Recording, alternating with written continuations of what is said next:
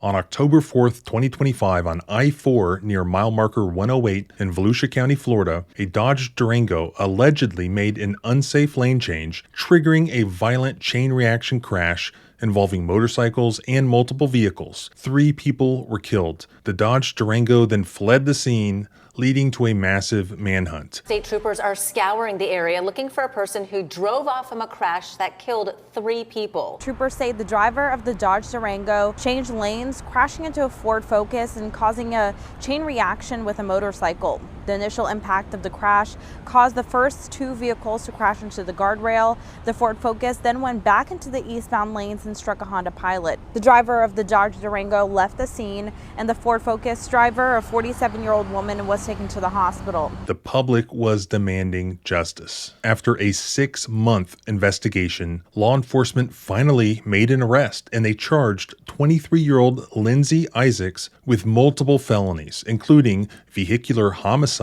and leaving the scene of a fatal crash. 23-year-old Lindsey Isaacs of Ocala was arrested yesterday in connection with that crash. She is facing 3 charges of vehicular homicide and leaving the scene. Lindsey drove a black Dodge Durango, and flock camera technology showed her driving on I-4 that night near where the crash occurred. Also, investigators said that they found damage on her Durango consistent with being in the crash. So they threw her in jail, where she was denied bond and even placed in solitary confinement. The only problem was they had the wrong Dodge Durango. This woman was completely innocent and sat in jail for 13 days, while the real suspect, who killed 3 people, wasn't even on the cops' radar.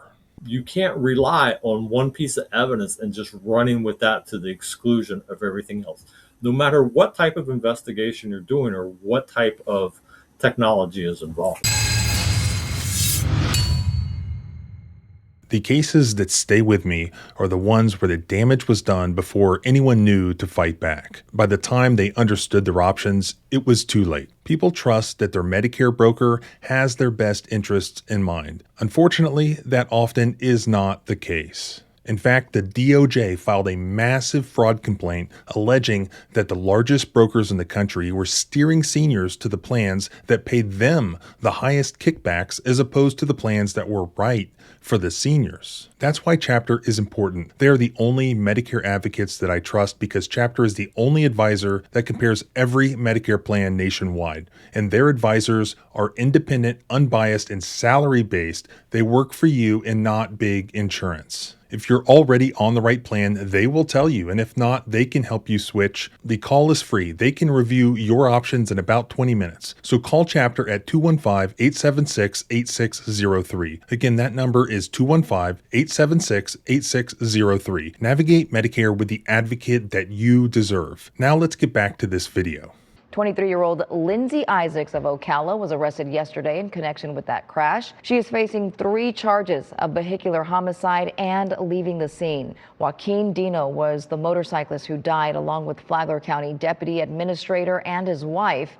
Dino's daughter tells WESH 2 it's been hard processing the loss of her father, but she says she's glad to finally know that the person accused of causing that crash is behind bars. Isaacs is being held in the Volusia County Jail on no bond. The horrible crash that happened on October 4th, 2025 generated a large amount of local publicity and emotional involvement from the community, in part because of who the victims were. Jorge Salinas was the Deputy County Administrator for Flagler County, Florida. Both he and his wife were killed in the wreck. Their children said that they took some comfort in the fact that their parents left this earth together, reflecting on how close the couple reportedly was throughout their marriage. The motorcyclist who was also killed in the wreck was Joaquin Anthony Dino, often simply Dino by his friends and family. He was a 54-year-old motorcycle enthusiast from the Deltona, Florida area. Family members described motorcycles as both his passion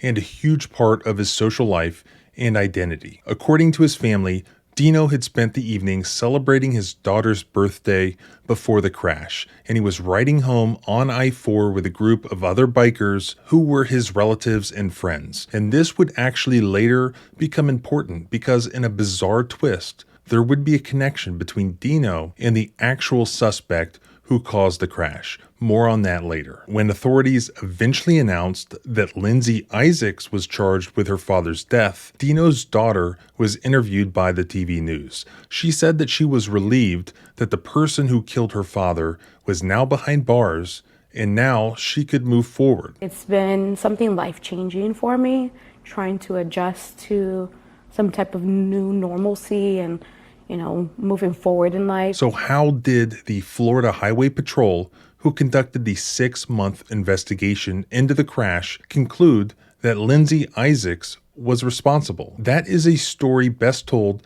by Lindsey's attorney, Patrick McGeehan of Daytona, Florida, who is actually the perfect attorney to represent Lindsey in this case, because prior to practicing law, he was a 20-year traffic homicide investigator who investigated and prosecuted these sorts of cases for a living. I'm your Daytona Beach lawyer, Patrick McGeehan. I am your best friend at your worst time. As you can see, although it's a little dirty, this Dodge Durango is in immaculate condition. There is not a scratch on it. When you look at these types of cases, I look for what goes wrong. But in this case, I couldn't find anything that went right. Every criminal defendant comes in and tells me, almost everyone, hey, I didn't do it, I'm innocent.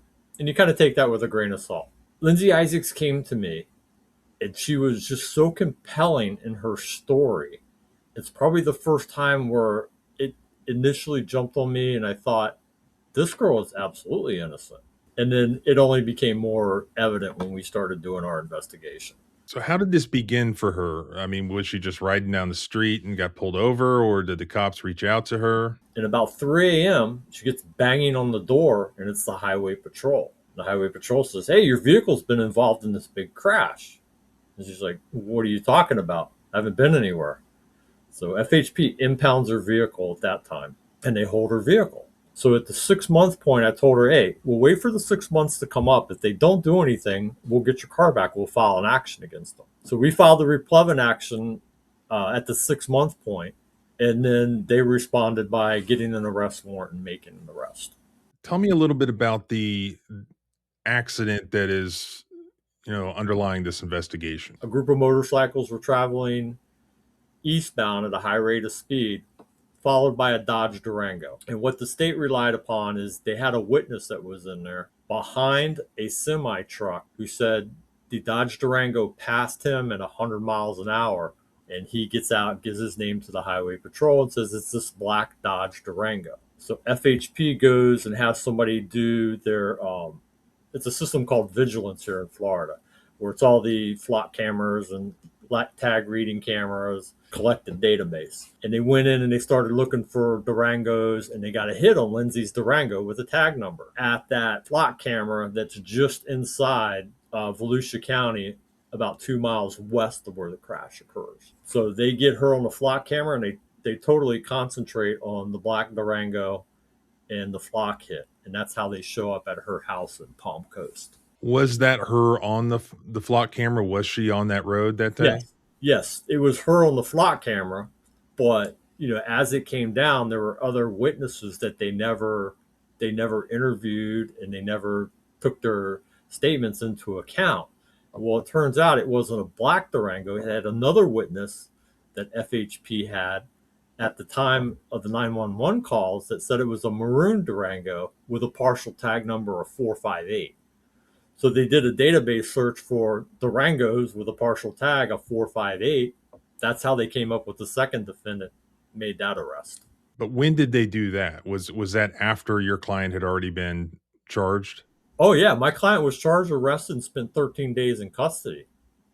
And they just last Friday, the state filed a no information, and they filed that at, I think, 3 o'clock in the afternoon. 11:30 that evening, they arrested the new defendant.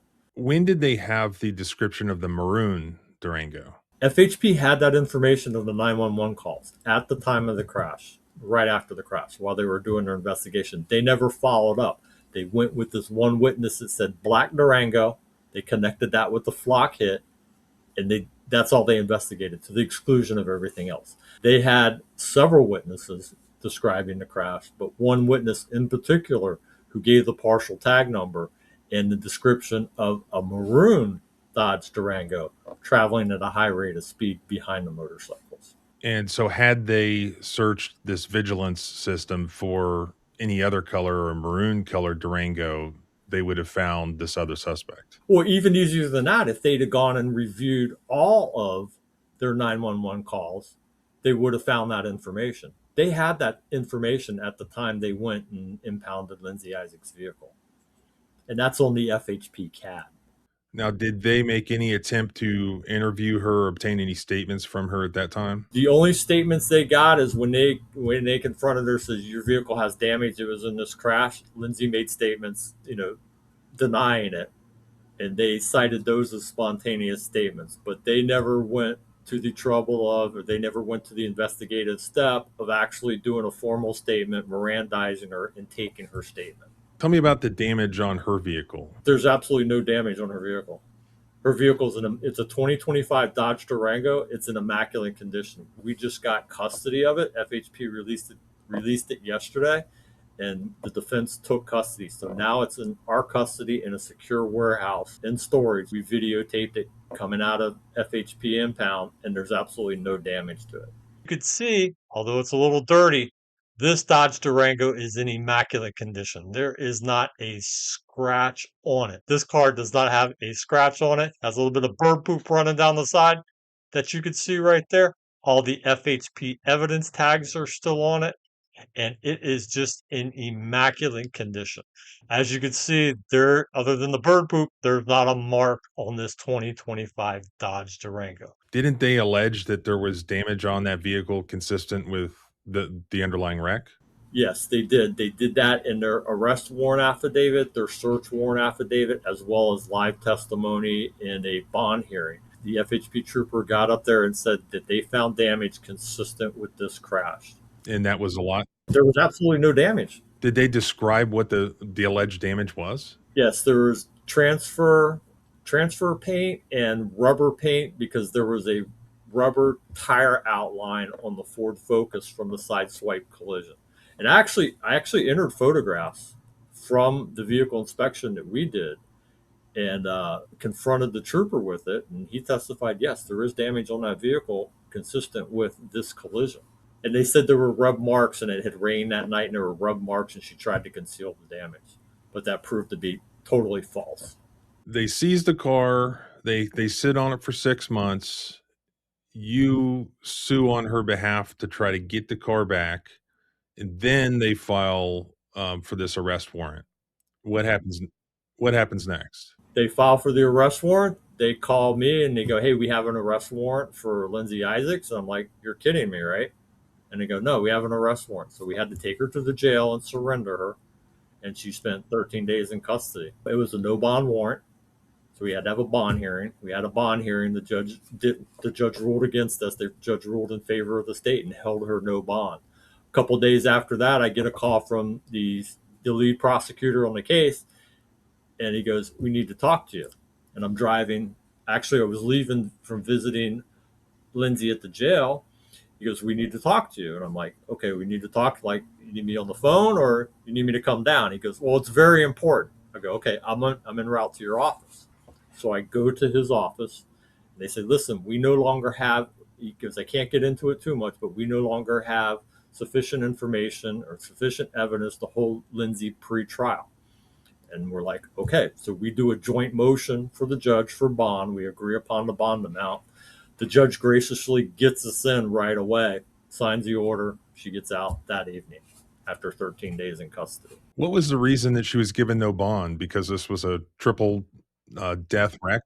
Yeah, because of the seriousness of the charges in Florida, judges can hold you no bond pre-trial if they find that you're a danger to the community or a flight risk, and the state has to meet a burden of, a substantial burden that you committed the crime and all that stuff. There's a whole rigmarole for pretrial detention, but the judge found that the state met that burden and held her pretrial. And as we know, the judges who are setting bond are relying on the allegations and the information that law enforcement or that the investigators are representing to the court as being true. Which in this case, 3 people died, and this woman had allegedly taken efforts to conceal her involvement. 3 people were killed. One was seriously injured. The arrest warrant affidavit, the search warrant affidavit, or sworn testimonies where the troopers got up there, and it says right on there, Lindsey Isaacs is the owner and sole occupant of this vehicle. They go in, say this vehicle has damage consistent with this collision in both affidavits as well as in live testimony. And judges, when judges get search warrants and arrest warrants, they rely on that sworn affidavit to make a determination of whether an arrest warrant should be issued and what bond, if any, should be assigned to that. Now, this was a 2025 Dodge Durango. And as we're, I think, all slowly realizing, our cars are equipped with all sorts of AI and other technology that sort of spy on us and track us constantly everywhere we go. Has that come up all? Has that come up at all in this, or have you guys looked into that? Whether one way or the other, there's evidence in the Dodge Durango that shows where she was and where she was not. The EDR is what you're talking about, is the computer in the car. The EDR was never read, by, as far as we know, was never read by FHP while it was in their custody. Now that this is our custody, we will be reading that. But what we know from Alyssa Montalvo's affidavit and her arrest warrant affidavit, that's the lady who was arrested when they dropped charges against Lindsey. They arrested her later that night. FHP did, when they did their reinvestigation, read the EDR in her car, and it showed the collision event, and then 5 seconds before the collision event, she was traveling at 112 miles an hour. Do you have any idea what it was that sort of flipped the switch where they realized that your client was innocent and that they need to go arrest this other person? Like what caused that, if you know? When we did the pretrial detention hearing, I supplied the state with 40 photographs of Lindsey's car. And strategically, I also filed a motion to quash the arrest warrant, which basically, because sometimes you file motions to seek relief, and sometimes you file motions to tell the state where you're going. And I put a very detailed story about what really happened in this case from our perspective. And the prosecutors in this case, to their credit, when that information came through, that's when they requested a reinvestigation. The Highway Patrol took the regional traffic homicide investigators off this case and brought in a state team from Tallahassee. When they began the reinvestigation, they probably very quickly saw that there was this other 911 call that said it was actually a maroon Durango with a partial plate number. What they did, what I can piece together from talking with them and the court filings and stuff, is what the two prosecutors took the information that I gave them, took it to one of the state attorney investigators who basically ran with the case. That investigator went, pulled all the 911 recordings, started going through the CAD, and started, before the new team from FHP got involved, started reinvestigating everything, lining up witnesses. And then when the new FHP team got in, he worked with them to actually go out and put the case together against Montalvo, which they should have done in the first place. And that case is another, you'd look at that case and go, why didn't they do this in the beginning? This is exactly what they should have done. Tell me about the new suspect. The new suspect is Alyssa Montalvo, female, 40s, lives in the area. Coincidentally enough, she is friends with one of the victims who died in this case, Mr. Dino. They were apparently, according to the affidavit, they were at some gathering, a birthday party or something, in either Sanford or Orlando. And they were with this group of motorcycles, and they were coming back to Deltona to go to somebody's house to continue the party. The motorcycles were coming eastbound at a high rate of speed. I'm guessing somewhere near 100 miles an hour because of the EDR on Montalvo's car, and she was right behind them in the Durango. She gets in the crash. She pulls off on the road. She actually stops for a time on the side of the road, and then gets back in her car and leaves. And then she goes to a body shop, has her vehicle repaired, has the door repaired, the doors repaired, a bunch of body work done to the car. And they track her using the flock and license plate reader database, they track her all around town. So they have all these different pictures of the progression of how her car looks. They got pictures of it as it's damaged, pictures with new doors that are, slightly different color. Actually, pretty like ones like her Durango's maroon and the doors are more like red. They got pictures of that. They track down the body shop. The guy goes, "Yeah, I put new doors on it. I did this body work to it. I put four new tires on it. Here's the Zelle where she paid me for it and 2 or 3 payments." He gave a statement. And then the actual Dino's daughter gave a statement putting Montalvo at the location and then leaving, going back towards the house, somebody's house for a continuation of a party. And that is the investigation that should have occurred in the first place. Correct. They ran down all the witnesses, took statements from all known witnesses, ran down the repair guy. The repair guy quoted her a price. She paid a deposit. He went down to Miami, picked up the parts from a junkyard, brought it back. She brought the car over and he fixed the car for her, did all the new tires and stuff. The car was there when we took custody of Lindsey's car because it's an open parking lot. So we had to walk past Montalvo's car to get to Isaac's car. And you look at her Durango and you go, yeah, that's what a car looks like when it's involved in a collision. An investigation into a deadly crash out in Volusia County takes a drastic turn. The woman initially arrested had her charges dropped, and another suspect is now behind bars. And developing tonight, we now know how investigators tracked her down. Now, this was the crash on I-4 just last year. 3 people were killed, including the Flagler County Deputy Administrator. The new woman facing charges in this case is Alyssa Montalvo. Charges against the 47-year-old include 3 counts of vehicular homicide, leaving the scene of a crash with death, reckless driving, and tampering with evidence. She remains in jail tonight on no bond. Investigators were fixated on searching for a black Durango, which led them to Isaacs, even though her vehicle did not have damage consistent with the crash. Now, the Volusia Sheriff's Office went back to review the 911 calls from the night of the crash. A caller had reported that a maroon-colored Durango driving recklessly, and that led deputies to Montalvo. The 911 caller reported seeing the maroon Dodge Durango driving dangerously close to one of the motorcycles moments before the crash. Investigators also say after the collision, Montalvo's SUV briefly pulled onto the right shoulder before driving off. Montalvo now faces charges including tampering with evidence. Court records show Montalvo had repairs done days later to the vehicle, and investigators were shown photos, an airbag in the back seat, and receipts showing she paid for the work. Montalvo is now in the Volusia County Jail on no bond. That's just so scary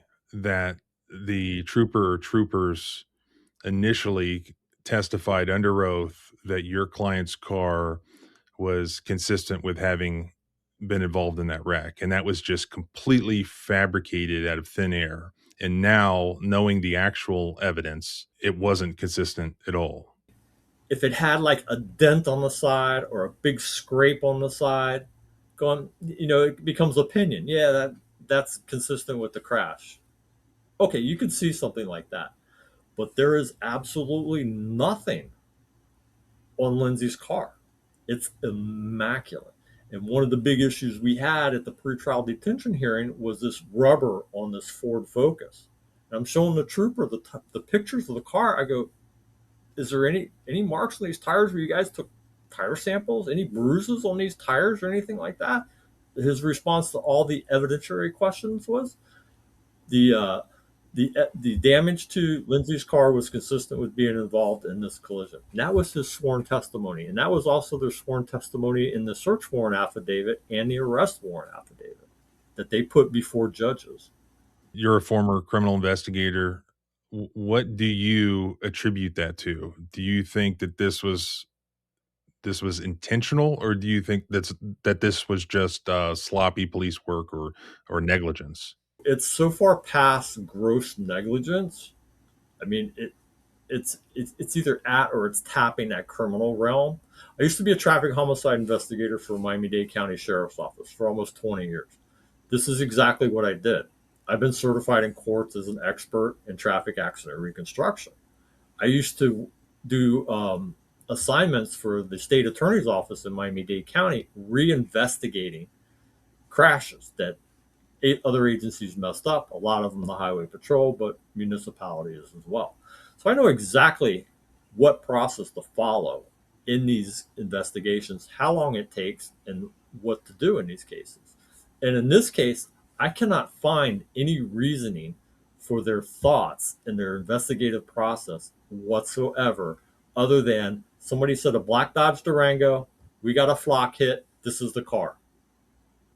To me, it sounds as simple as that. That's all they focused on, to the exclusion of everything else. And having done a number of similar videos in the past 6 months from across the country, that seems to be sort of a recurring theme. As we have this new technology that, identifies where your car was at all these different points with facial recognition technology, it seems like investigators will rely on that and just think they don't have to perform, a traditional investigation. That's exactly what it is. It's the way I was trained to investigate, and my stance on the way I investigated these cases is: we have a dead person or multiple dead people. You, as the investigator, it is your job to go out and seek facts, because there is nobody to speak for this dead person. So therefore, you must gather those facts which tell this dead person's story, and you owe that duty to that victim. That's the way I always investigated. I would go out and investigate and find a piece of evidence. Let's say I got a blue car. Then I would search for evidence of something other than a blue car. Tell me something, or show me something that says it's not a blue car. You try to disprove your theories, and only when you aren't able to disprove those investigative theories is that a legitimate investigative piece. You can't rely on one piece of evidence and just running with that to the exclusion of everything else. No matter what type of investigation you're doing or what type of technology is involved. We basically started our own investigation. We did our own police work by sending out her phone, start looking around. We went to the scene. I actually go, when I get these types of cases, whether it's criminal defense or personal injury, I go to the scenes with my investigators. So, the more people you have there, the more you pick up. So we did the scene. We looked for an area canvas. There were no houses around, so we couldn't canvas the area. But we started going out and looking on social media for postings about it, making lists of possible interested people and all that stuff. And we got our investigation together, and that was part of the information that the state ultimately turned on. What would have happened had you not done the things that you did? If you had somebody that didn't recognize this case, as in most cases, you would sit back, you would wait for arraignment, you'd plead not guilty, you'd get discovery and go through discovery. But in this particular case, we never got discovery. Discovery is all the video. It's basically all the information, all the reports that the state has, that the FHP gives them, that they intend to use for evidence in the case. Because we had so much information from our own investigation, we were able to get this case ended before her arraignment. So we didn't get all the body camera and all that stuff. We had to put a lot of stuff together on our own.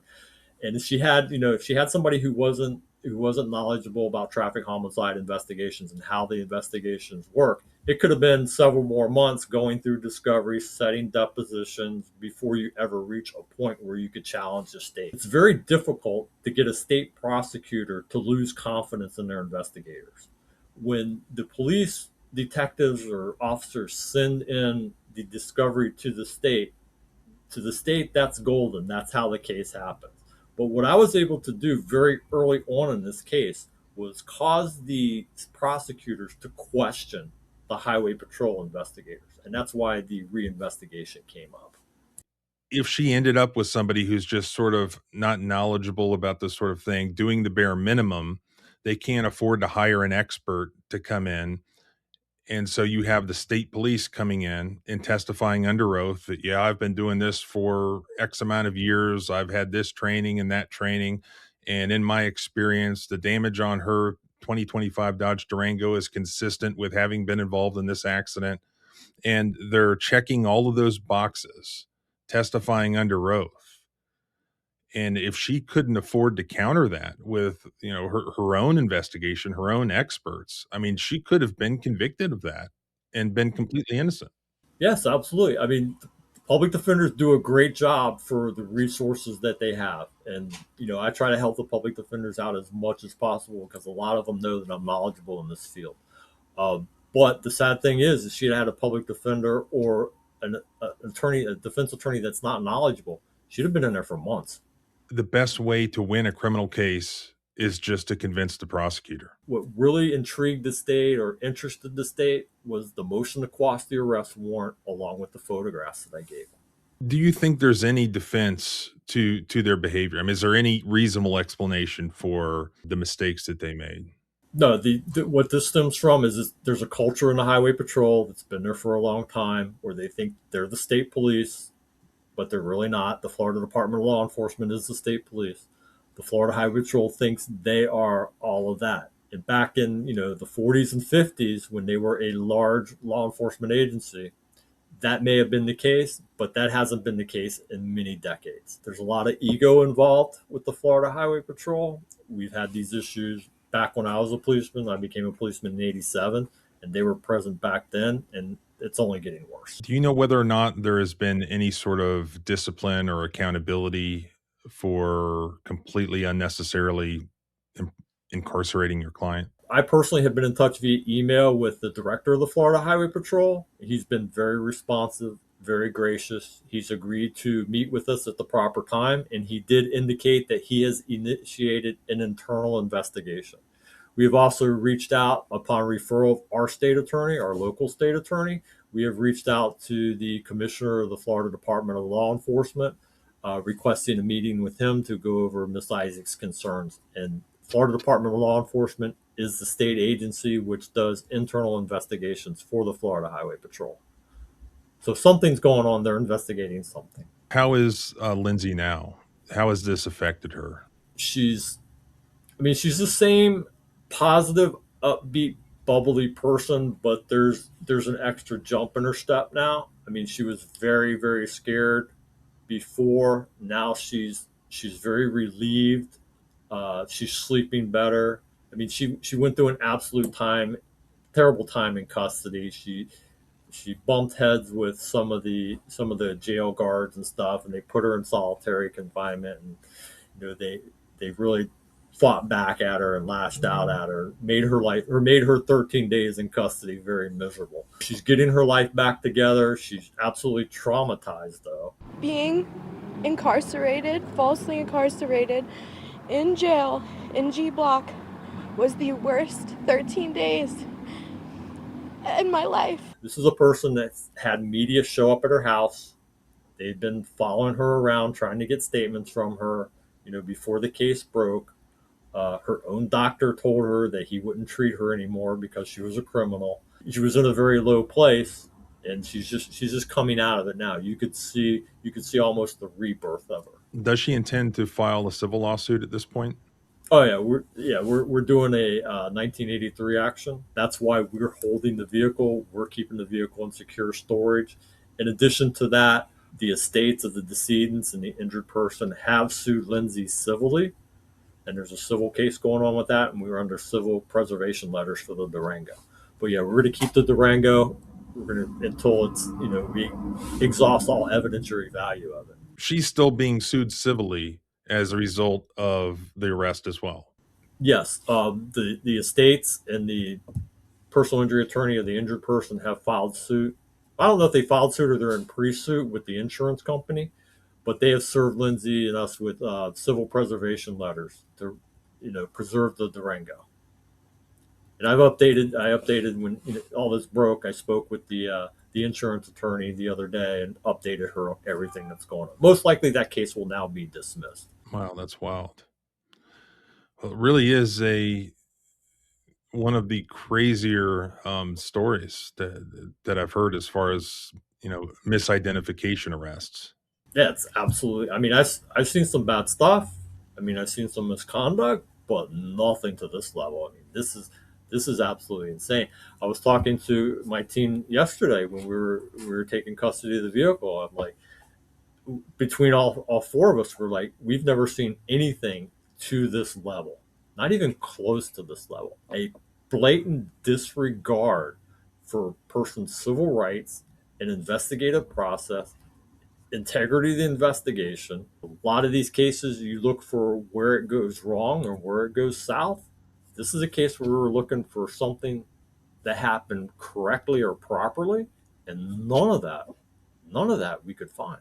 Well, she was very fortunate that she ended up with you as her lawyer. I mean, literally out of every lawyer in the state. So I appreciate you, telling the story and sharing this with me. And please let me know, updates moving forward. This story is not about AI or the flock cameras making a mistake, though we've covered those incidents as well. This one is about law enforcement investigators relying on that technology instead of performing actual thorough investigations. This is similar to the video we did where the woman from Tennessee was arrested and jailed for like 6 months for passing bad checks in North Dakota when she had never even been to North Dakota. Similar to that incident, as soon as investigators here received their very first flock camera photo of a Dodge Durango, any Dodge Durango, they just ran with it, even though we know that there was at least one other Dodge Durango on the same road at around the same time. There are two likely scenarios to explain why this happened. One is that it was intentional, that investigators intentionally targeted an innocent woman and tried to send her to prison for the rest of her life, knowing full well that she was innocent. I certainly don't discount that is a possibility because we've seen it before, but without some evidence of a motive for doing that, it's unlikely. Remember Hanlon's razor. Never attribute to malice that which is adequately explained by stupidity. In other words, don't assume a conspiracy when incompetence will suffice. Most times, investigators don't intentionally frame innocent people, but rather suffer from tunnel vision, poor procedures, cognitive bias, bureaucratic pressure, or even simple incompetence. The most generous explanation here is confirmation bias, which is the tendency for investigators to form an early theory about who committed a crime or what happened, and then unconsciously interpret later evidence in ways that confirm that theory, while at the same time discounting, ignoring, or rationalizing evidence that contradicts it. So they lock onto a suspect early. Ambiguous evidence gets interpreted as incriminating. Exculpatory evidence is minimized. Alternative suspects stop being explored, and each subsequent step of the investigation becomes focused on proving the original conclusion rather than just testing whether it might be wrong. In the Lindsey Isaacs case, multiple eyewitnesses claimed that a Dodge Durango caused the wreck. One witness claimed that the Durango was black, but another witness claimed that there was a maroon Durango. For some reason, from the very first minutes of the investigation, investigators ran with the assumption that the Durango was black because it quickly gave them a suspect to pursue. We know this because the Lindsey Isaacs arrest warrant affidavit states that a flock camera approximately 3 miles west of the crash site photographed Lindsey's black Dodge Durango heading east on I-4 at exactly 9:51 p.m. The crash happened at exactly 9:53 p.m., 3 miles down the road. So they then began to track Lindsey's Durango using other flock cameras as she proceeded eastbound towards her home. Investigators apparently did not search the flock camera photos for any other colored Dodge Durango. If they had, they would have immediately found the actual perpetrator who was driving a maroon Dodge Durango. Even with one eyewitness claiming that the Durango was black, why did they assume that the vehicle was actually black? It was 9:53 p.m. on a dark stretch of road because they were already locked onto Lindsey Isaacs, and they just wanted it to be her. The best clue that they had from the very beginning that was consistent with all of the eyewitness accounts was that the Durango would have damage from striking the Ford Focus on the left side and then damage from striking the Suzuki motorcycle on the right side. This damage would later be confirmed on the actual suspect's maroon Durango. When law enforcement first located Lindsey's Durango that night, we know for a fact that there was zero actual damage on it, but they wanted to believe otherwise. Lindsey's arrest warrant affidavit claims that when her Durango was first located that night, shortly after the wreck, Flagler County deputies allegedly observed damage to the left side of the vehicle, matching damage located on the right side of the Ford Focus. That allegation then formed a large part of the basis for Lindsey Isaacs being charged. The only problem was, this was a complete fabrication. Either it was an outright lie, or investigators wanted so badly to believe that it was Lindsey that they were seeing damage that wasn't there. They were hallucinating and then testifying under oath to the court that it was real. But it wasn't real. There was zero damage at all to Lindsey Isaacs' 2025 Dodge Durango. This has now been heavily documented by her lawyer and his team. Video and photographs show that even after more than 6 months of being in the possession of the Florida Highway Patrol, there's no damage at all to her vehicle, much less damage tied to hitting a specific Ford Focus. What's even more egregious about this is that the allegations in the arrest warrant submitted to the court under oath that there was damage on Lindsey's vehicle and that it specifically was linked to the Ford Focus involved in this crash, those were made after investigators had already had Lindsey's vehicle in their possession for over 6 months. This is a massive problem for them. They had the vehicle since they seized it on October 5th, 2025. It was towed and transported to the FHP evidence facility located in DeLand, Florida, where it sat for months and months in their custody.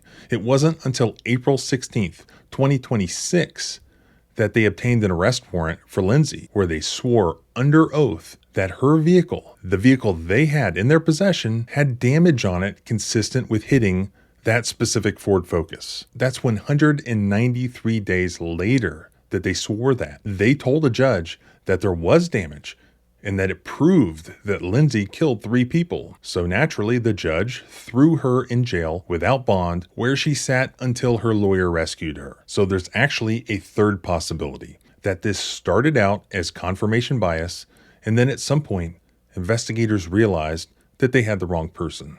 And then instead of doing the right thing, they just decided to go with it so that they didn't get in trouble. And they were willing to send an innocent 23-year-old woman to prison for the rest of her life rather than to just admit their mistakes. Not to mention allow the actual person who killed 3 people to go free. The entire time, the actual perpetrator was right there. Once Lindsey's attorney alerted prosecutors that investigators had the wrong person, they ordered the investigation to be reopened, and they immediately found the actual maroon Dodge Durango that caused the wreck. Then they found that it had suffered actual damage consistent with hitting the Ford Focus, and that the suspect had surreptitiously had that vehicle repaired in an attempt to hide evidence, which was made possible by the fact that investigators were locked on to the wrong person from the very beginning. Also, the entire 193 days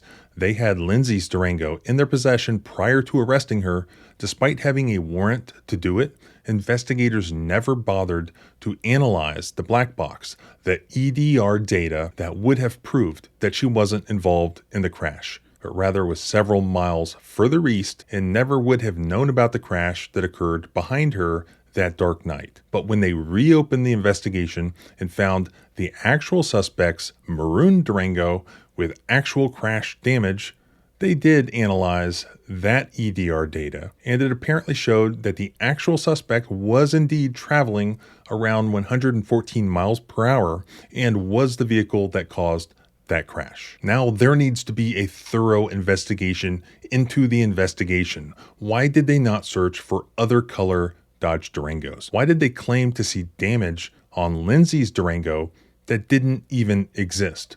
Why didn't they analyze the EDR data on Lindsey's Durango? Like I said, the best case scenario is incompetence, but who knows? Either way, now somebody needs to take another look at not only this investigation, but every other investigation these same investigators have conducted. How many people are sitting in prison right now as a result of these investigators' investigations? One of the craziest parts of this story is that the actual suspect Alyssa Lee Montalvo is now believed to have known Joaquin Dino, the motorcyclist who was killed. More than that, she is now believed to have actually been at the party that night where Dino was celebrating his daughter's birthday. They were all apparently returning home together when the wreck occurred. Remember the TV news segment where Dino's daughter was relieved that the person responsible for her father's death was finally arrested, finally charged? Not only was that person completely innocent,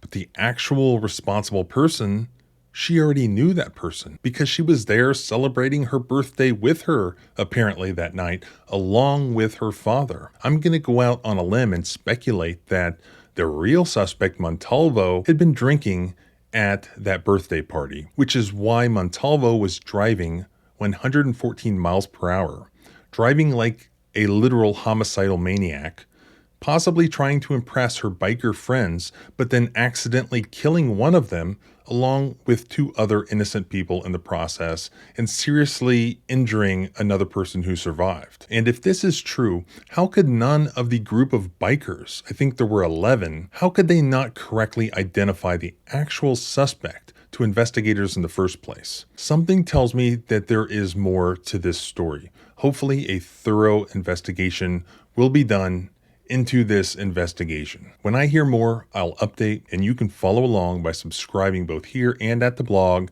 at thecivilrightslawyer.com. You can follow me on X and the other socials at John Bryan ESQ. Remember, our rights don't end where your fear begins. Freedom is scary. Deal with it.